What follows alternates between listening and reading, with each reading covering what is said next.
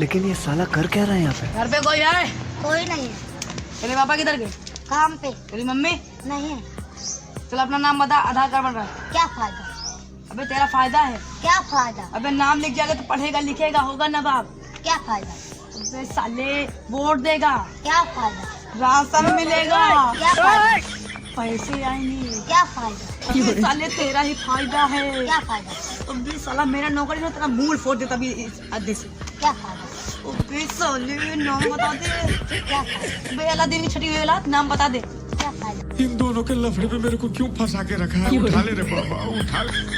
देख साहब, अपना नाम छोड़, गाँव का नाम बता। तेरे समझ में नहीं आ रहा। तो तू बोलेगा तो मेरा समझ में आएगा। तेरे समझ में नहीं आ रहा।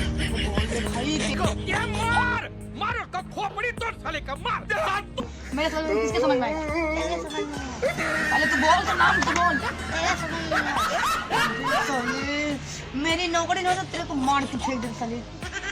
क्या? अरे यार अलादीन की छठी हुई औलाद, 972 साल में पैदा हुआ। अरे नाम बता दे। क्या? कैसे कैसे लोग रहते हैं यार? मुझे नहीं चाहिए नाम।